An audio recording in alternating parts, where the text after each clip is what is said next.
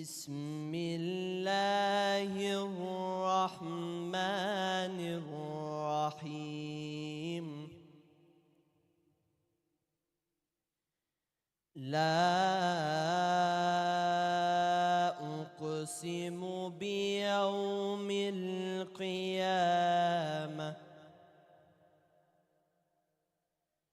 ولا أقسم بالنفس اللوامة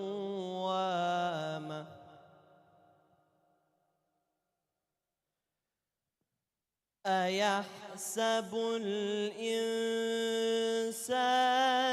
أن لن نجمع عظامه بلى قادرين على أن نسوي بنانه بل يريد الإنسان ليفجر أمامه يسأل أيان يوم القيامة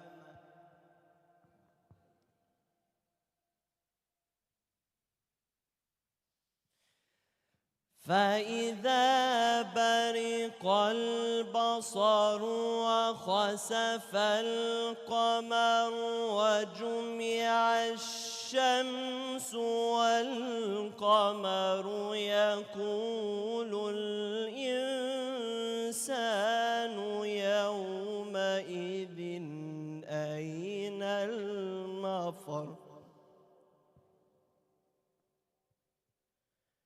كلا لا وزر إلى ربك يومئذ المستقر ينبأ الإنسان يومئذ بما قدم وأخر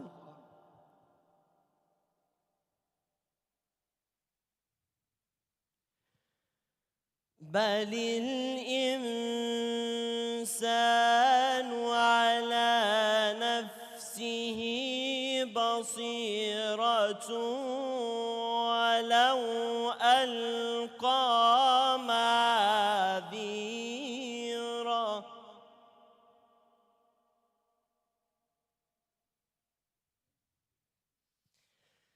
لا تحرك به لسانك لتعجل به إن علينا جمعه وقرآنه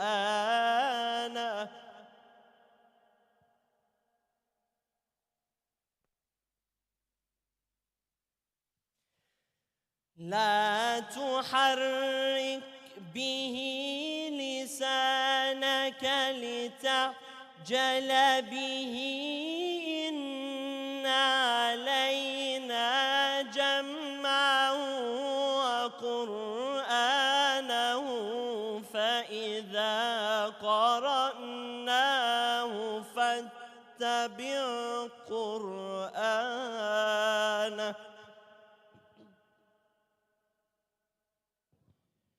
ثم إن علينا بيانه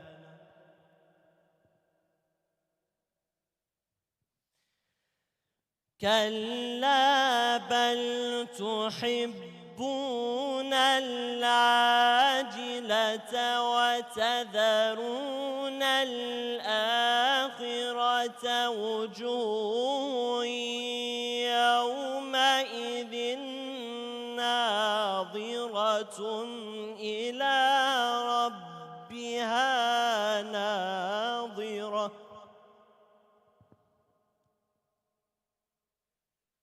ووجوه يومئذ باسرة تظن أن يفعل بها فاقرة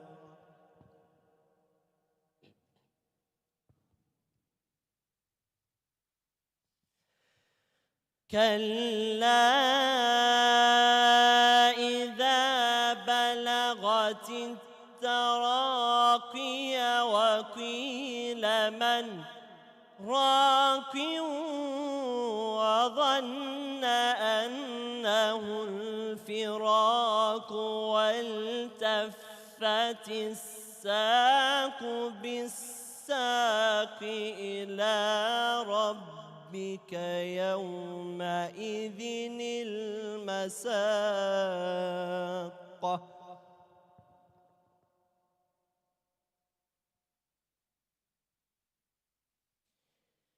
فلا صدق ولا صلى ولكن كذب وتولى ثم ذهب إلى أهله يتمطى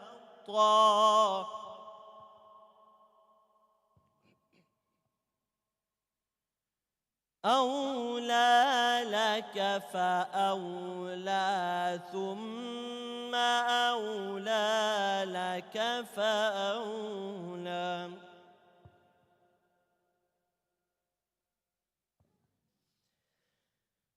أيحسب الإنسان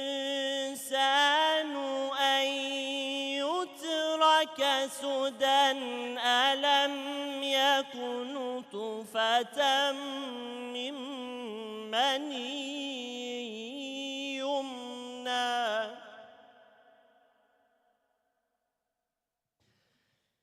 ألم يكن نطفة من مني يمنى ثم كان علقة فخلق فسوى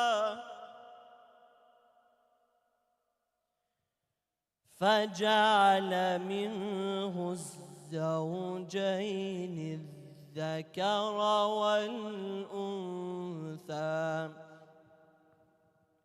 أليس ذلك بقادر على أن يحيي الموتى صدق الله العلي العظيم.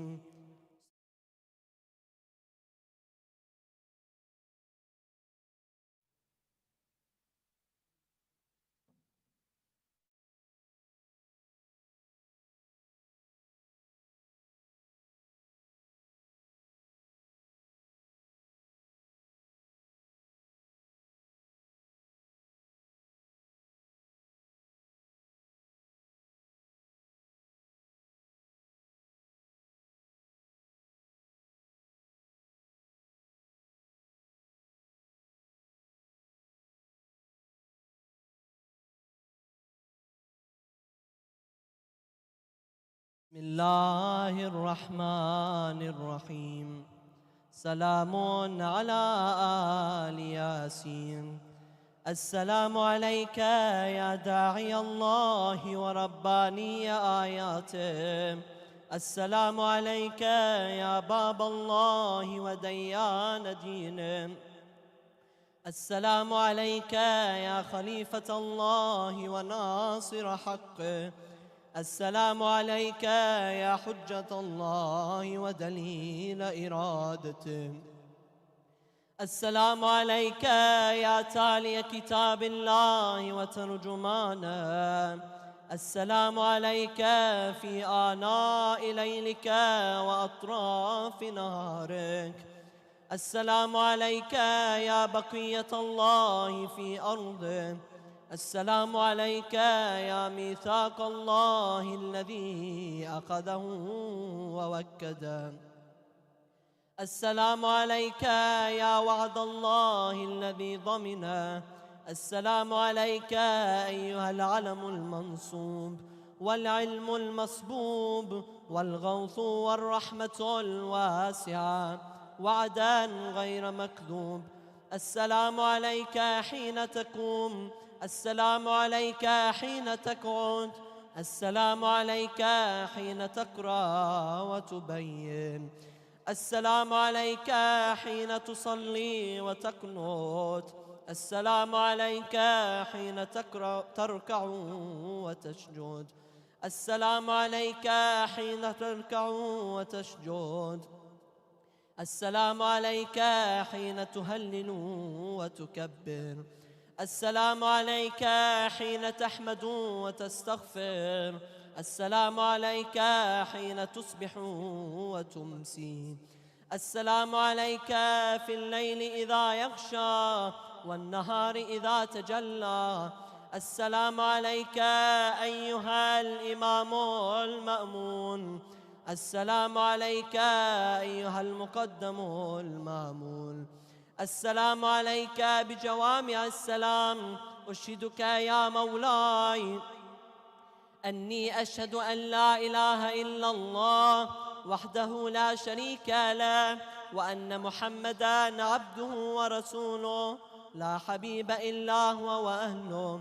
وأشهدك يا مولاي أن عليًا أمير المؤمنين حجته، والحسن حجته، والحسين حجته، وعلي بن الحسين حجته، ومحمد بن علي حجته، وجعفر بن محمد حجته، وموسى بن جعفر حجته، وعلي بن موسى حجته، ومحمد بن علي حجته، وعلي بن محمد حجته، والحسن بن علي حجته.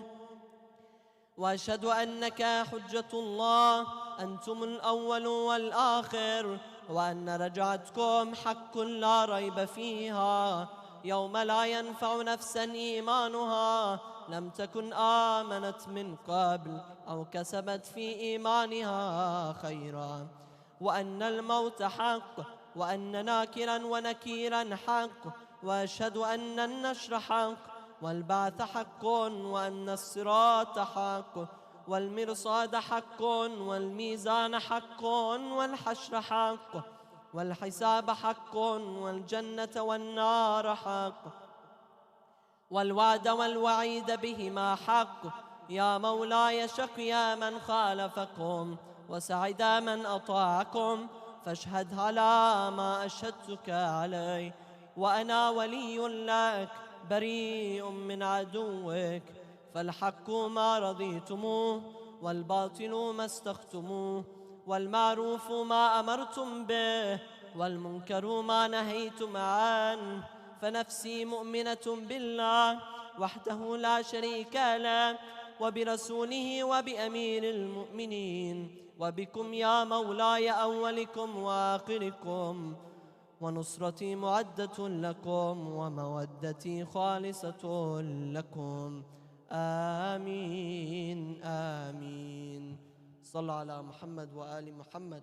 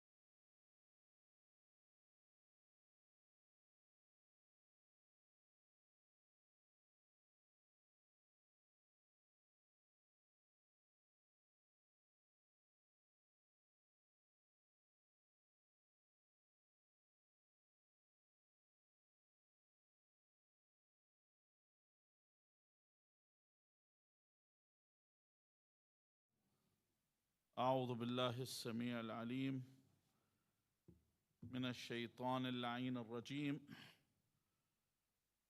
بفضل الله بسم الله الرحمن الرحيم الحمد لله رب العالمين الحمد لله والحمد حقه كما يستحقه حمدا كثيرا الحمد لله الذي هدانا لهذا وما كنا لنهتدي لولا أن هدانا الله اللهم لعن أول ظالم ظلم حق محمد وآل محمد وآخر تابع له على ذلك اللهم لعن العصابة التي جاهدت الحسين وشايعت وبايعت وتابعت على قتله اللهم لعنهم جميعا ثم الصلاة والسلام على خير خلق الله أجمعين محمد اللهم صل على محمد وعلى أهل بيته الطيبين الطاهرين واللعنة الدائمة على أعدائهم أجمعين إلى قيام يوم الدين.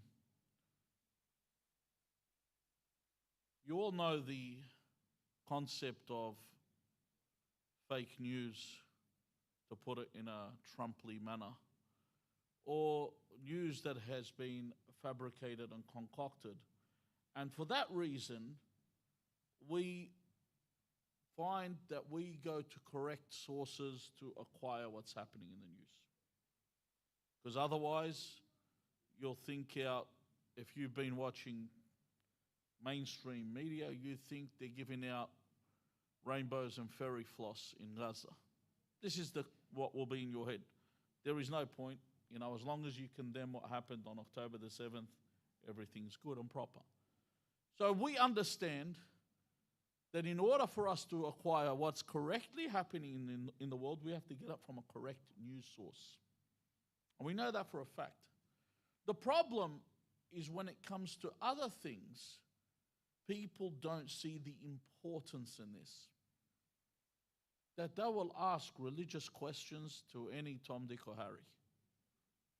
Just because someone's given a microphone, just because someone has a YouTube channel, just because someone's really popular, regardless of what they are, just because they're called a title, they're given titles, Sheikh, Hajj, Sayyid, Doctor, whatever they're given, doesn't matter what title they're being given, it does not mean that they are worthy of the title that they've been given.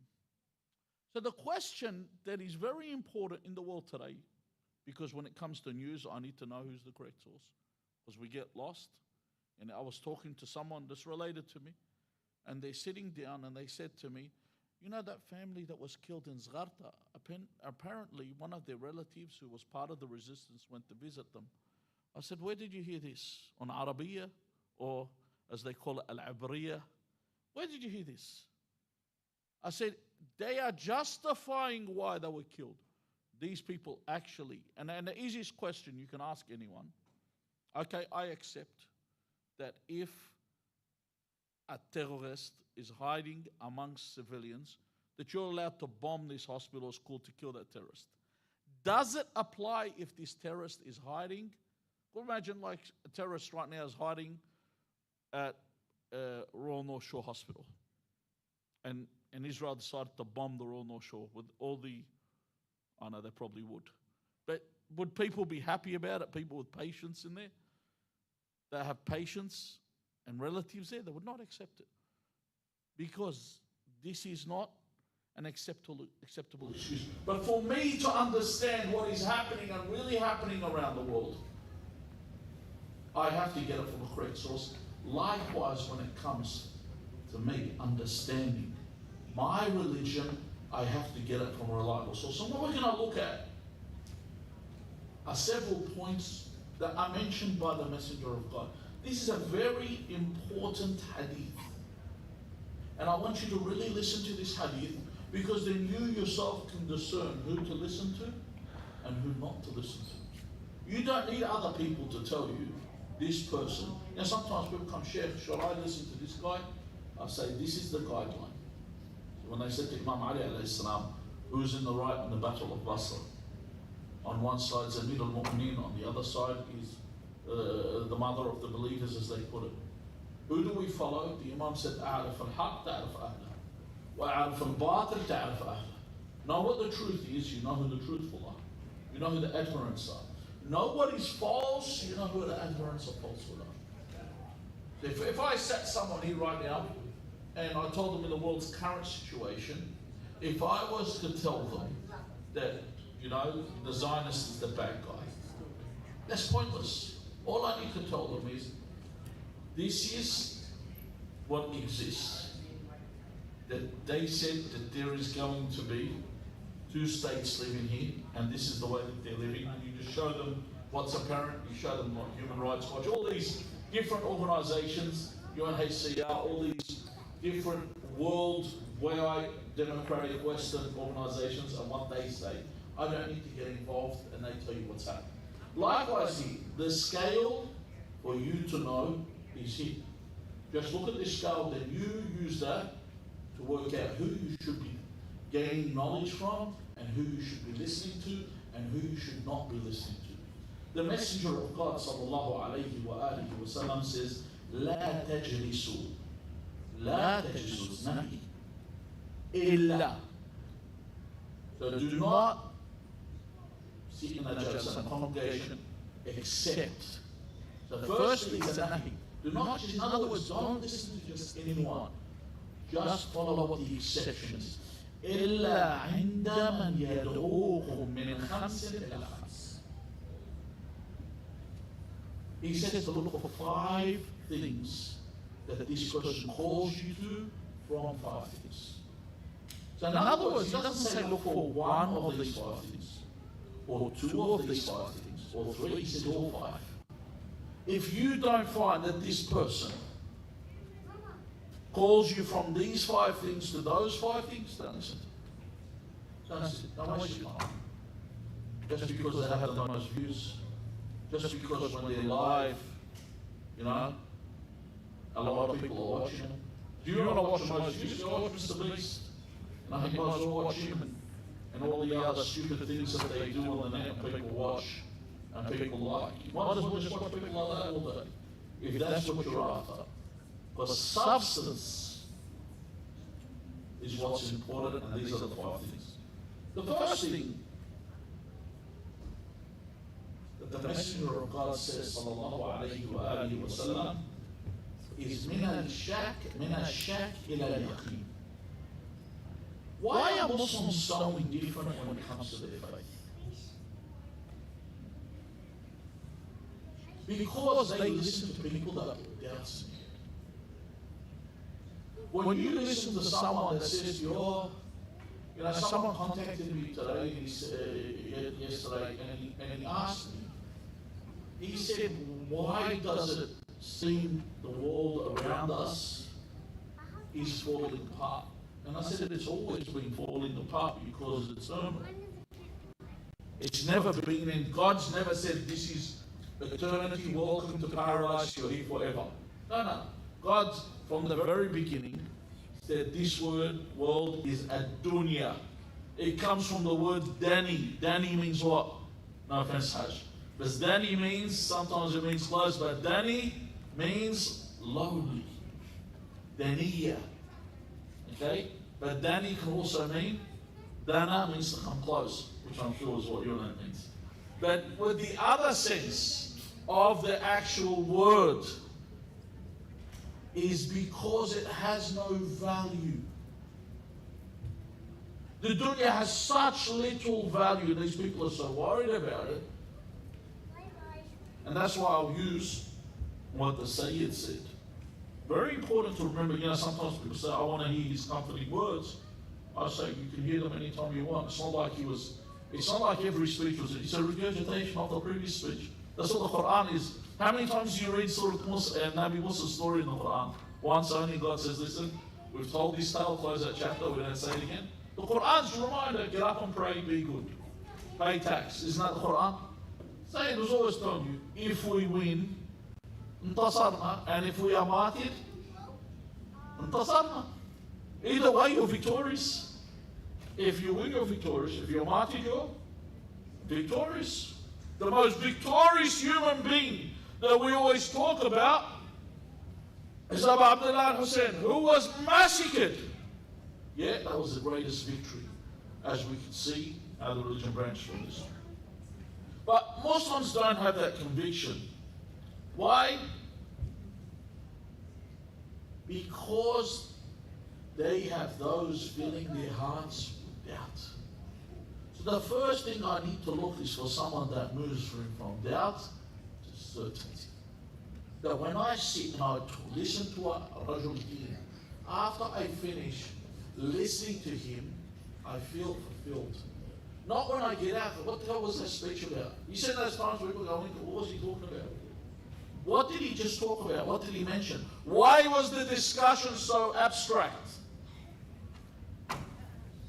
Why has he left me with more questions than what I had when I initially walked in? If someone, every time they take you out, they make you start questioning everything, questioning your beliefs to begin with, don't listen to this person. Because when you sit with an alim, when you sit with someone that you should listen to, they should satiate you. The answers are clear. They give you an answer. They don't leave you there and say, you know, God might be there. Might be heaven. Might be hell. You know what? We could be wrong for all I know. Imagine you're sitting there and go, what? Yeah, there's people that, you know, Jews could be right. The Christians could be right. The other sects could be right. How am I going to listen to someone that doesn't give me understanding? In fact, if I have the slightest doubt myself, anything can rock the boat. Anything will throw you overboard. Amir al-Mu'mineen Ali ibn Abi Talib salawatullahi wa salamuhu alayh says a famous hadith, says, Nawmun ala yaqeen khayrun min salatin fi shak. If I sleep with certainty, with conviction in my religion, it's better than to pray with doubt. In other words, if I get up and pray, like Pascal's wager, I'll say, you know, I'll pray, because more than likely prayer is good and I'll go to heaven. But prayer is valueless. You have to have conviction that when you get up and pray, see, when you get up and pray, if you think that your prayer can be without conviction, it has no value. I know when I get up and pray, this is my help. When Rasulullah sallallahu alayhi wa alihi wa sallam would sit and adhan would come near, he would say, Arihna ya Bilal, give me this comfort, oh Bilal, get up and say the adhan. Yearning to talk to Allah Azza wa Jal. Yearning to stand, because your help comes with what? From Allah Azza wa Jal. All the salvation you have comes from Allah Azza wa Jal. It's directly from God. This is what we're talking about, we're saying conviction. If I have doubt, then what am I praying for?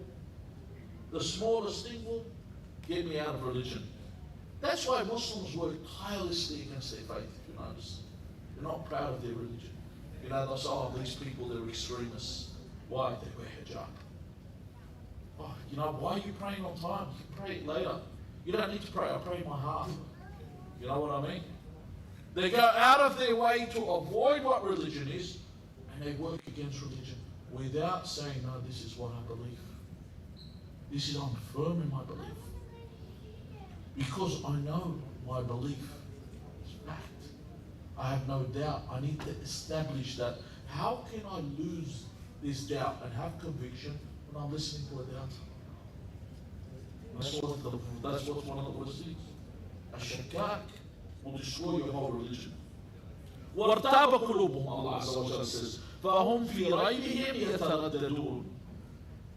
When their hearts have doubted, in their doubt, they're hesitating.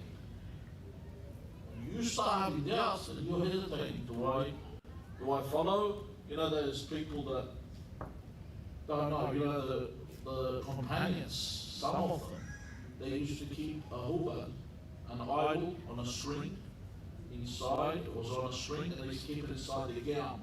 While they were praying, they were afraid the mushrikeen would turn up and they said, listen, we were faking it, you know, we still follow hubal. We're not part of this religion, we're ready. And the first encounter, they jump ship, and they leave the religion. You can't say, inshallah, you're right. The first sweep up, you're gone. Okay? And you see this. You know, you see people, the smallest things stolen from religion. How many of you see those people who don't shut Ramadan? They say, oh, I don't believe in anything. Why can't we all follow the same day as the first day? And they're enough to leave the religion over a moon sighting. Over a moon sighting, they're willing to leave religion. The smallest thing, they will leave religion. Why? Because they've always had doubts. They're ready to jump out at the first opportunity available. Their army is greater. Their coverage is greater. Their technology is greater. There's more pop in their bombs. That's what I think. They're more advanced. This is that, and that is greater. I say, yeah, but we have Allahu Akbar. Allah is greater. Allah is the greatest. This is what we have. That's our weapon. We have Allah. Everything is in the hands of Allah. Allah is testing you. He's going to test you to your limits. Do you honestly believe? This is, think about this, the miracle of our existence. The whole world today is a target leadership. The whole world. The whole world. You take a look. Besides Western democracies, even if you see what the opinions of the people in the Gulf, they're all against you. What makes you still exist? Think about this. If we all got weapons and we went out and we were going to cull a certain species of animal, everyone went out, would we make that species extinct? I'll answer the question for you. What happened to the Tasmanian tiger? That wasn't even targeted. Extinct. What happened? You know, we had a frog in Queensland that was the only animal that was known that used to have its gestation, guess where? In its mouth. It would have like a life balloon in its mouth where the eggs would gestate, and from there they would come out. And that's extinct, thanks to the cane toad. Okay. These things just disappear. The shark, they've been hunted for how many years? Yet you take a look at the surveys, their populations are the ones decreasing, our populations are the ones increasing. And our face stays through. You take a look at everyone that's talking about what's happening. Even with the media blackout, they still stay firm, they still stay strong. They believe in God. What do you think they're relying on their not so advanced weaponry? They're not relying on their... You think about who you're up against. Just the thought will drive you crazy. Lord, we have God on our side. You have God. It's game over. Allah is with me. Who is above Allah? Allahu Akbar. We have to understand what Allahu Akbar is. Did you know, Banu Israel, Allah gave them the Taboot. This needs a discussion on its own. He gave them the Taboot. The Taboot was the Ark of the Covenant. Inside the Ark of the Covenant, the Taboot, there was the robe of Musa, the robe of Harun, the staff of Musa. The tablets of the Torah are all in the Ark. Banu Israel, during the time of the kings, the time of King Saul, the time of King David, the time of King Solomon, they would come in their battles and they would put the ark in front and open the ark and it would put fear into the hearts of them. This ark went. You know why? We were given something bigger than that. Allah replaced us with a chant, Allahu Akbar. Allahu Akbar is such a big chant. When someone hears it, it puts fear into the heart of them.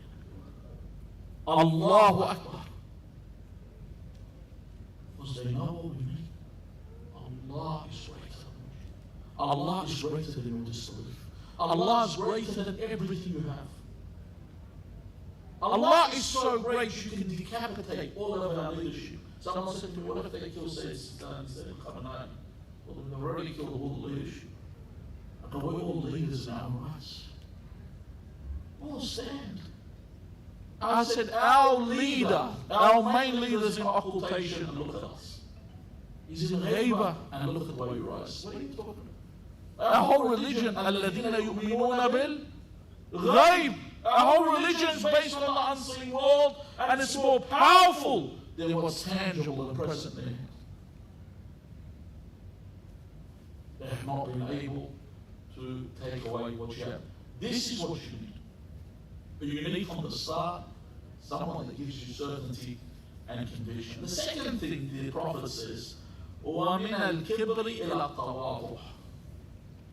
That the person you sit with and you listen, they must take you away from pride towards humility. And humility is paramount. There's no one with knowledge that does not have humility and forbearance. His knowledge, except that his knowledge has no value. If you have knowledge without humility, it has no value. If you're pompous, you talk and look down on people when you're talking to them. You know, you see those people when they debate, they humiliate their opponent. People don't like them. You know, people watch it for entertainment value until they're the one on the receiving end. Until they see the arrogance. But when they sit and you see when the Messenger of God, sallallahu alayhi wa alihi wa sallam, and the Imam alayhi salam used to speak to people, it was with humility. When Imam al-Sadiq or Imam al-Baqir alayhi salam is asked, Anta min al-ulama am min juhala'ihim? Are you of the ulama of the Shia, or are you of the ignorant of the Shia? He says to him, Lastu min al-ulama. I am not of the scholars. Imam Sadiq says this. I am not of the scholars. And if you say someone today, they will tell you, I'm the scholar. I'm the most knowledgeable. Do you know how many books I've written? Do you know how many people I've taught? Do you know who I am? I've got a long list behind. Do you want to see all the initials at the end of my name? I am this, I am that. I remember one guy on one of those TV stations in the United States, I'm not going to name you. There's no point, you know, because I don't want anyone to go look him up. It's like naming someone that's illicit. You know, I don't want them to look them up. But this person, someone sitting there and saying to you, Sheikh, you are the defender of Ahlul Bayt. You are this, and he's praising this guy's just playing with his beard. It's as if someone's put a fine tune for him. And he's just saying, our mu'min doesn't like to be praised. Why? Because they know what they are. They hate to be praised. This guy's just sitting there, he's enjoying this person praising. And I could just imagine one of those kings that rule, other side kings. Someone sitting there feeding him grapes and fanning him and glazing him while he's there. And he's enjoying it. Some people have this ability. I remember one guy, someone that I don't listen to anymore. Like I said, this is up to you to work out. Allah in the Qur'an, you know, sometimes people ask, why doesn't God name all the evil people by name? I said, most of the Qur'an is titles. وَذَنُّونَ, the companion of the fish. So when you read the story, you know it's Yunus ibn Matta. Okay? In fact, the most prominent figure in Islam is Rasul Muhammad sallallahu alayhi wa alihi wa sallam. How many times is he mentioned in the Qur'an? 5. Is that 4? 5. You sure it's 5? Does anyone know? Because I'm thinking it's 4 now, you've got me stuck for a second. Huh? No, Muhammad by name is 4. Yeah, and one Ahmad, yeah. But by his name, Muhammad sallallahu Ahmad is also a title. Because it's what I'm saying is, most of the names in the Qur'an are descriptives. You know that? Most of the names, even with a lot of people, he mentions them, stories, and he gives descriptions. For example, the prophet that built the ark, what's his name? So you just say, everyone says, it's not Noah. Noah was his title, because he used to cry so much in nowhere, so it was called Noah. But that's not his name. So most of the names you see, they're titles, they're descriptions. So when Rasulullah is giving you the descriptions, I'm telling you, you look at the descriptions, You know who to listen to and who not to listen to. So this guy used to tell me that I like to turn up late, deliberately. So I started, why do you turn up late to your lectures? It's always last. People are sitting 10 minutes, 20 minutes. He goes, when you turn up late, it gives you an aura. I said, no, you lose aura when you do that, using the young people's terms now. You know, but you turn up late, he said it gives you aura. You know, people go, wow, he's that busy. And people do, they get fascinated with this when they, you know, like a ring entrance into a fight. Or another guy, these are people that exist and people listen to them. Another guy, whenever he used to go, he used to always call people to come with him. And I said, why do you always collect people around you? He says, you need an entourage. He says, a bird doesn't shine until he comes with his wings. You know what I mean? And I said, this is takabbur. How did Rasulullah sallallahu alayhi wa alihi wa sallam enter the masjid? How? You know how he said the masjid? He used to walk in, take the first open spot, sit down. That's it. There was none of this. You didn't walk in. You know, imagine like, you know, if you watch one of the most haughtiest productions was the World Wrestling Federation. When they used to come out in the entrances in the ring, and then it's all about, it's the most haughtiest, self-conceited production. And that's meant for entertainment. But for religion, imagine someone walks in like that. Someone walks in, raises their eyebrows, starts to look around, and looks at all the people and makes a statement or something. You know, if you could smell what I'm about to cook, you know, imagine they walk in like that and then they give their lecture. Could you imagine that? This is not what you're supposed to be looking at. Smokes and mirrors. The mystique is, whoever's read The Wizard of Oz, the whole mystique of The Wizard of Oz was all like fake. Just made a lot of noise. He was a weakling. And that's what you're getting. This proud and haughty person is nothing. He's concealing his weakness. That's what Amir al-Mu'mineen, when he says, كَانَ لِي أَخٌ فِي اللَّهِ, I had a brother. Some of the commentators of this narration, Sharif al-Radi, says it could be a hypothetical brother, like, you know, just an example. Or he was talking about Uthman ibn Mad'un, Radwanullahi ta'ala alayhi, the companion of Rasulullah. Uthman ibn Mad'un was the one that Amir al-Mu'mineen named his son Uthman after, Uthman ibn Mad'un. He says that what I used to like about him, he says how little he perceived the dunya. He looked at it. And he said people used to look at him as if he was meat. You know, this guy's al-eating, you know, he doesn't look strong. He said, he said when war came, he said he was like a lion in the forest and like a serpent in the valley. This is where Marjalto, this is where he was shown what he was. It wasn't fake.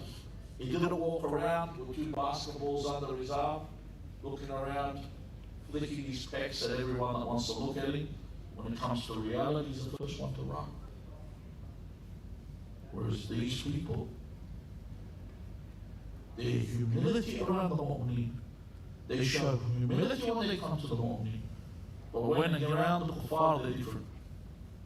And the people that enjoy looking at these people, this is why they become deviated. Allah, in a hadith, says, طُوبَى لِلْمُتَوَاضِعِينَ فِي الدُّنْيَا أُولَٰئِكَ يَرْتَقُونَ مَنَابِرَ الْمُلْكِ يَوْمَ الْقِيَامَةِ. Blessed are those that are humble in this world, because they will stand on the pulpits of sovereignty. They will have their kingdoms on the day of judgment. Those that saw themselves as nothing. This is the importance, because if you sit with a humble person, you will learn humility. People that go to Qom and Muqaddas, even the teachers you see, you know, the people that go to, how was the Sheikh Habib al-Qadhi, you know Sheikh Habib al-Qadhi? I don't know if you've seen him speak, very humble. When you see his students, they're like him. They're very humble. When they talk to you, you feel like I can rob this guy. Because he's so humble, so soft, so tender, like his teacher. Have that humility. Like their teacher, they sit and have that humility. And this is important when it comes to listening to them. Then he says, sallallahu alayhi wa alihi wa sallam, وَمِنَ الْعَدَاوَةَ إِلَى الْمَحَبَّةِ, that they take you from this enmity towards love. Yani, you know, if you ever look, one of the things that people didn't like about Wahhabis was what? Kafir, Mushrik, Rafidi, you know, you're in hell, that guy's in. They were giving out hell to everybody. This guy's going to hell, that guy's going to hell, everyone's going to hell except him. You know, because it's a beard growing contest. He's got the longest beard, he's going to heaven, but everyone else is going to hell. That's the way that they used to see it. That everyone is going to hell, but them, they're not going. It's all about hate, that's how it was. Or you have the sushi approach. The ones that hate any Shia because they say, oh, he's not sushi like us. He's not, well, sushi is a Sunni Shia. It's a Shia that has Aqidah al-Sunnah. Everyone's friends. The Sahaba all high fives, you know, everyone's praising each other. No one hated anyone. But then when you mention other Shias, these guys, they're extremist Shia. And they have the hatred. And also you have the ones that sit on the Muhammad and they curse all the time. They'll name someone and they'll curse them by name publicly. Notice all these cases are all extremists. Do I have to say the bad things people do? Yes. I can't say Yazid ibn Muawiyah or Muawiyah ibn Abi Sufyan were good people. I can't say that, but I know there are some Muslims that like some of the Sahaba that were bad. So I don't curse the Sahaba publicly, but I never say they were good people. If they ask me, do you like this person? I say, the one that you are asking about, if I tell you what they did, would you still like them? If he says yes, then I'll say, well, you like these bad qualities. That's up to you. But on the Mamba, I'm trying to teach the religious person gets on the Mamba. He has his own TV channel. He's hidden somewhere in some British city. And he's cursing all he wants. He never comes. You want to curse? You want to be a man? You know, go to Pakistan and go for it. You know, go curse as much as you want. Show me how much of a man you are. See what they do to you. Go out there. Show me you're a man. Hiding in some city. And cursing everyone. You know, so they just curse who they want. You mention Alim, say Battery, and whatever name they want to give them. You know, and they curse. And that's just their way of living. This is not a believer is someone that teaches Mahabba. Honestly, you think about this. You want to know what kind of a believer you are? I sat down with a group of people. I said to them, if you had a button that would bomb a hospital in Tel Aviv, would you press it? And no one's in the room to press it. That's how you know you're a believer. We're not people that would kill us. It's not in our blood. We don't kill like that. Because you're believers. We don't have this. But an extremist does. And an extremist says, I'll skin them alive. I'll do this, I'll do that, I'll do this, I'll do that. So I'm supposed to listen to someone that brings Mahabba. Your objective in Islam is to bring the world to Islam, to invite people to Islam. I'll give you an example. Imam Hussein alayhi salam, on the day of Ashura, every time they killed someone, did he say, all right, let's go kill them all? What did he say? He called them back to Islam. You did what you did, come back. In fact, one of the things that blows my mind is in the last moments.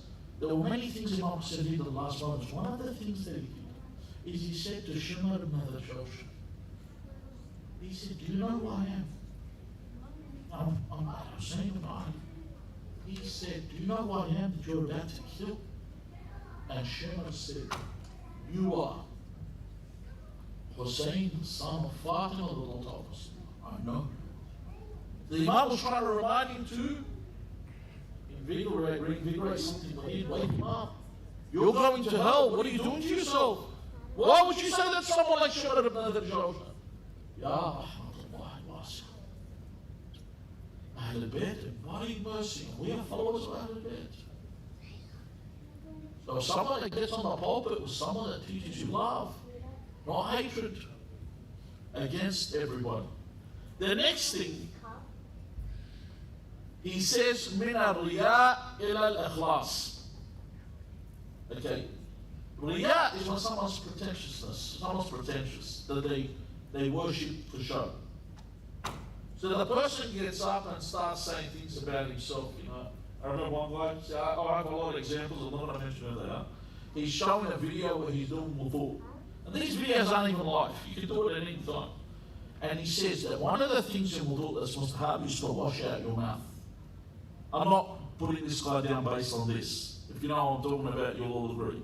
It's not based on this, it's based on everything else he's done. But, like, I can be free to say what I want, because everyone doesn't know what I'm talking about. He wants to wash out his mouth. He said, I would wash out my mouth, but I'm fasting. You know, he wants you to know that. Then I said, the stupid thing here is it's not disallowed to wash out your mouth while fasting. It's makruh, but it's not disallowed. So even then, he didn't have to put on the show. And the program wasn't in Shahr Ramadan to say that we're all fasting. He just said that. To show people that he fasts also, and he's always fasting. And he remembers you in his night prayers. So to put yourself in that position, ya ilal ikhlas, they need to be sincere. You know when someone's sincere? You look, rahmatullah alayh, Samahat Sayyid Hassan, rahmatullah alayh. One of the things that made people follow him and love him, even everyone, is the fact that his son was martyred. That's absolute sincerity. I'm not only going to say this to parents. Everyone who has a child understands what I'm saying. We might all say, yeah, I'll give up my child, but when it hits, when the reality comes, it is the most difficult thing. Do not think that people that come on TV and say that, you know, my son was sacrificed inside, they're not dying, they're dying inside. It's your son! It's your child. And if your child's a mu'min, the more religious your child is, the more pious they are, the more attached you are to them. When Imam Hussein alayhi salam says, Aba Ali al-Akbar, he says that قَدْ بَرَزَ إِلَيْهِمْ رَجُلٌ Ya Allah, he says, a man has come and stood before them that is most alike to your Prophet in character, in speech, and in appearance. The most alike to your Prophet. And when he is martyred, I'll leave the Majlis obviously to Hajj Ahmad. I don't want to go into detail at the point, but the point I wanted to say is when someone's sincere when they speak, you'll actually listen to them. And that's what you're supposed to look at. Not someone that's there to put on a show. Not someone that says, oh, how big is the arena? How big is my crowd going to be? Now, what's going on? This is what they're worried about. That's not someone you should be congregating to listen to. Do they do the extra yards publicly? Or do they actually help people outside? You know, in front of the people, they might say, look, if anyone needs anything, then we'll have people to bag as he walks out. Well, once upon a time, they don't talk to me, get rid of them. They don't want to talk to anyone. You know, and then he'll go hang out where the rich people, where the bourgeois people that they see with status, that's who they want to go hang out with. Or when they go home, everything goes back to normal. There's nothing happening outside. At home, you know, outside it's all a show. I need to be careful who I listen to. Why? Because Catholicism, the Catholic religion, why do people leave the Catholic religion? You know what? Because of this. Because the priest would come in and say, love one another, do this, do that, be good to each other. And then they see their secret lives. They see what they were actually doing.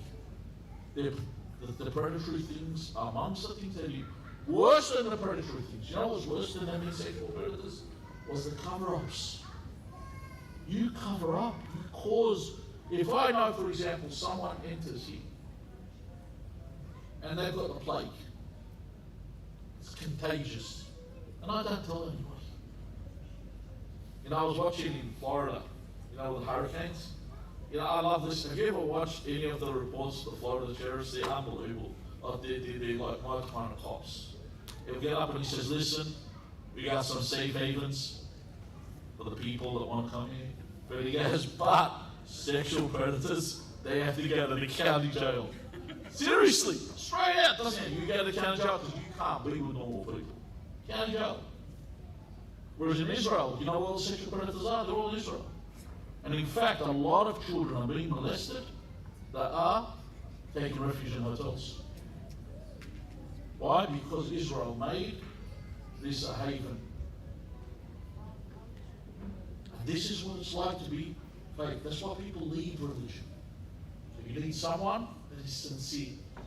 Then he says, and I'll try and wrap it up with this, because I don't want to start here for too long. Then he says, asceticism. وَمِنَ الرَّغْبَةِ إِلَى الزُّهْدِ. That this person that you listen to is someone that doesn't show you wantonness. It doesn't show you dunya. That when you see them, you see bling. Imagine you're listening to someone, when you look at them, you think of Versace, you think of Louis Vuitton, you think of Hermes every time you're watching them. That's what you're thinking of. You think of all the bling that they have. And then you got someone that reminds you of Zuhud. One of the things when we go to Qom al-Muqaddas, what is one of the places we visit in Qom? A house. Who remembers? What's the house you visit in Qom? Does anyone remember? Huh? We visit the house of Imam Khomeini in Qom. Has anyone been there? Why do you go there? Do you know why we go there? That this person ruled the country. He ruled the country. I remember one person, and this person was in opposition of the government, not with the government. He said to me, كان الخميني نابغة في الزهد. That he was an accomplished person when it came to asceticism. Nabigha, and he was someone that wasn't a supporter of the government. But he couldn't take that away. Nabigha. He says he was accomplished when it comes to Zuhd. He was ascetic.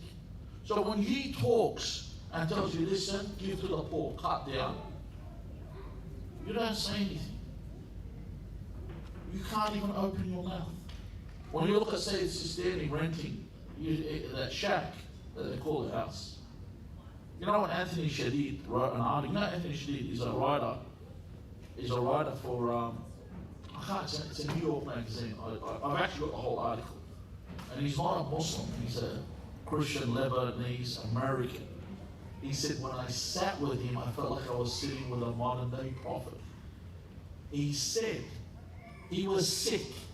They wanted to give him orange juice. He said, you're going to give me orange juice and people in Iraq can't get clean water. He refused. He said, I sat there and there were things, because he was interviewing him, there's things I saw. And these things are echoed by other people. People, it's not like he's put on a show for people that know the ulama. They know how the ulama live. They know how humble, and that's what I need to look at. They know how ascetic they are. They cut off from the dunya. They don't live large. Do you see someone, their conversations all about the bling? You know those conversations people talk about investments? That's good and proper, that's it. But imagine the guy giving you a lecture about the mama, and he starts talking about how he's building a mansion in Vaucluse. You're sitting there, you go, what? And then, if they give you this kind of vibe, you shouldn't be. I'm not saying this person's about, they're not someone you should be listening to. So when you sit with them, if you feel they're all about that, avoid them. In other words, if you see them and you remember the dunya, you know, you look at someone, you see them, you remember the akhirah. Some guys you see, you remember the dunya. You know, when you sit with someone and all of a sudden you feel like swearing because that's the go when you're sitting with this person. The conversation, you know, one guy, he told me, I met this guy. Yes, he was so religious, I had to. I was careful of every word I was saying because I was cautious because he was so religious. He said, then I met his brother, because I know them both.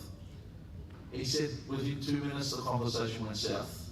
You know, two different people. But the first one, he said, I was cautious. If you're sitting with somebody and you're cautious about what you say, this is important.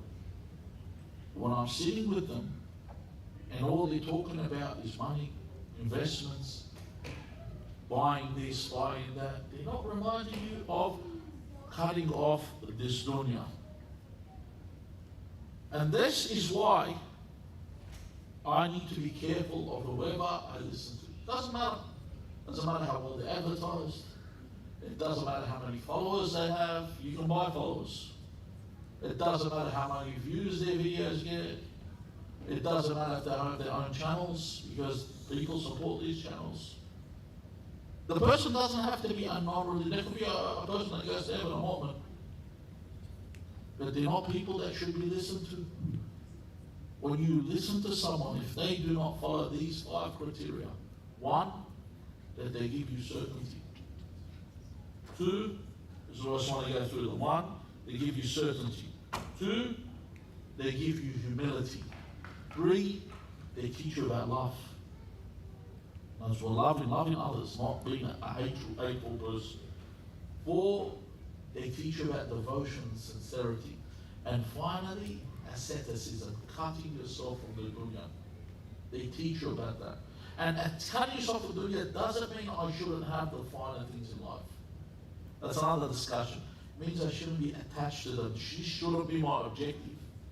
My objective, if I can get, someone said to me for $1 million and multi-million worldwide, so I buy what's it called? What do they call it? A private plane. So why? Because I hate lining up to the airport. You know? You get a private plane. Okay? But that's not my objective. If that's not your objective, this shouldn't be your objective. It shouldn't be that's what you're thinking of. If I have money, what would I buy? Yeah, something for yourself that's going to help you. If someone turns around and says, listen, I'll get rims that are diamond encrusted, you know, this person should not have money. You know? They shouldn't have all this. Someone that's going to do something like that. And I've seen these things. You know those people that buy an iPhone or a tablet or something, they first come out and they break them. What kind of people are these people? What does this benefit humanity? So I need to listen to somebody that takes me from 5 things to 5 things. If they do not, you can go over this lecture if you want to get the points. If they do not have these, don't listen to them. Other than that, keep away from them as far as you can. Because these are the people that bring about your deviation. And people might come up to me and go, who should I listen to? I always get that. I said, follow the criteria. I'm not going to tell you who should listen. Follow the criteria. And you've got to be blind if you can't see these 5 things in people and not seeing them in others. You know? When you watch and you listen to them, you can see this in them. You can see this piety. And you can see it when you actually listen to these ulama that have this kind of teaching. You understand that this person is bringing you to light from darkness. Other ones are bringing you from, bringing you to light from darkness. Others are bringing you from the light to darkness. Is bringing you from darkness to light. Others deviate. They'll change your thoughts. They'll give their own opinions on religion. You can ask them. Like I remember one guy was asked about some illicit activity. They said, what do you think of this? As if he's a faqih. He said, in my opinion, it's healthy. I wasn't there, obviously. Probably launched him off the... But the thing is, I couldn't believe they actually were asking him his opinion as if he understood something. Could you imagine, like, it's like when they ask a singer during a catastrophe, what do they think should be done, or an actor? You know, what should we do at this time? You know? As if they know anything, you know? And that's what you're doing when you're listening to someone that is far from religion. Thank you for listening to me. I think I went a bit far. Now for the Majlis from Hajj Ahmad, I ask Allah Azza wa Jal that He guides us all and keeps our ears to listen to only what is true and what will guide us from darkness unto the light. Alhamdulillah Rabbil Alameen. Wa sallallahu ala Muhammad wa alihi al-tayyibin al-tahirin.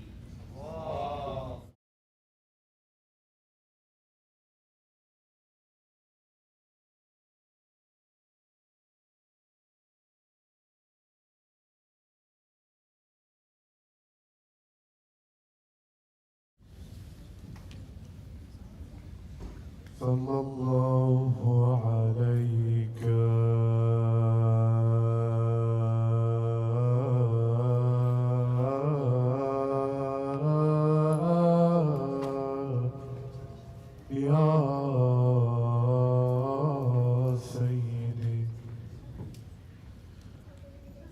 يا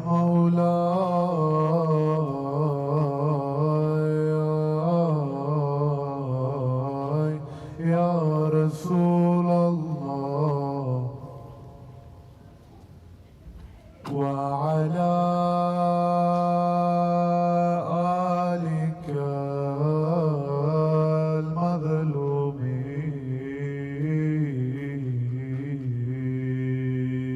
المظلومين السلام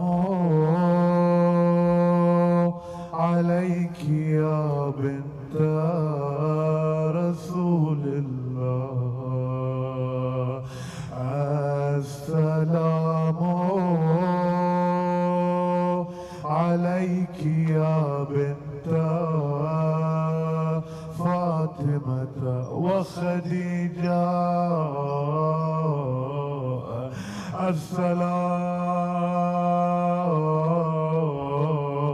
السلام عليك يا بنت أمير المؤمنين. My dear brothers and sisters, we come together on this evening. We ask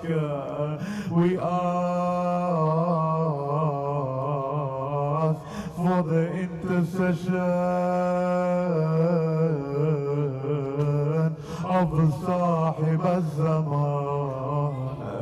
Surely, Ya Sahib al-Zaman, on this night, you are sitting here in this Majlis.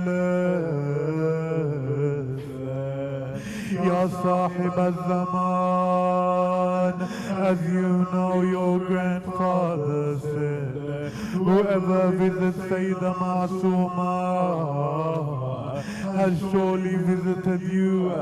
We are visiting your grandfather, Imam Ali ibn Musa Rida.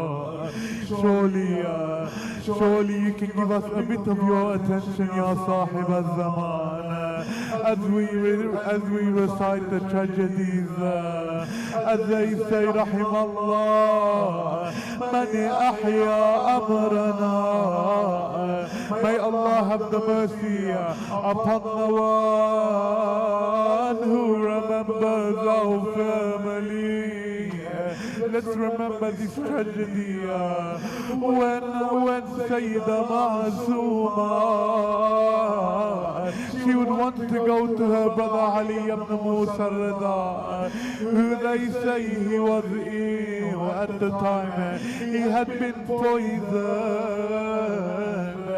She would begin her journey to the city of Khurasan. They would stop in Qom. She would become very ill.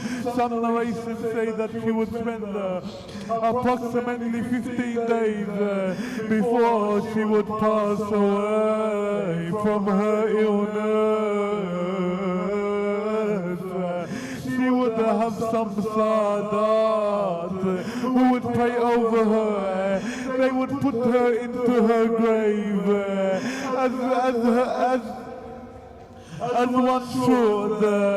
But what about her grandmother Fatima, who had to be buried in secret in the night as a fear? أويلي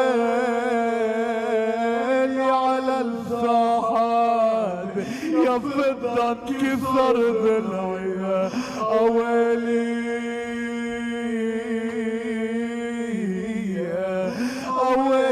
على الزهراء. When Imam Ali would wash her, he would see the extent of her injuries, from which tragedy, when she would be behind the door, when they would push the door on her, and she would lose her محسن.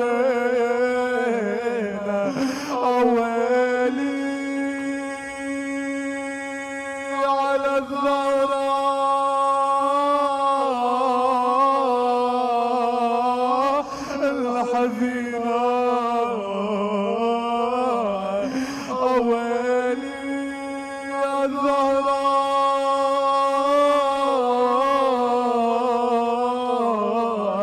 what did you do when they took your wali?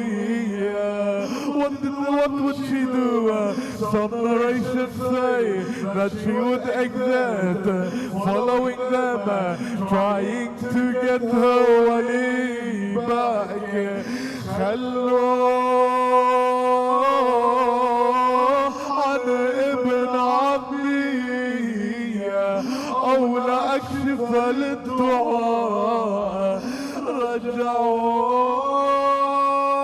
إليها بالسياد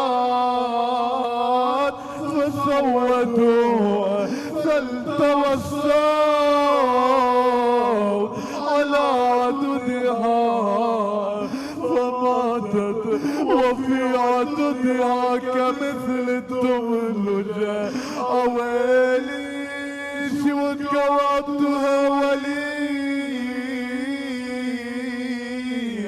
calling amongst the people, leave my cousin Ali, or I will make a dua to Allah. What would they do? They would attend her with the sticks, hitting her, leaving the bruises for Ali to see. Awali, awali ala qalb Ali. Oh, that heart that had to put her on when he would see her broken ribs. Ya Ali, I want to ask you one question and forgive us, Sahib al-Zaman. You only saw one rib broken. What if we told you about the ribs that were crossed by the hooves of the horses?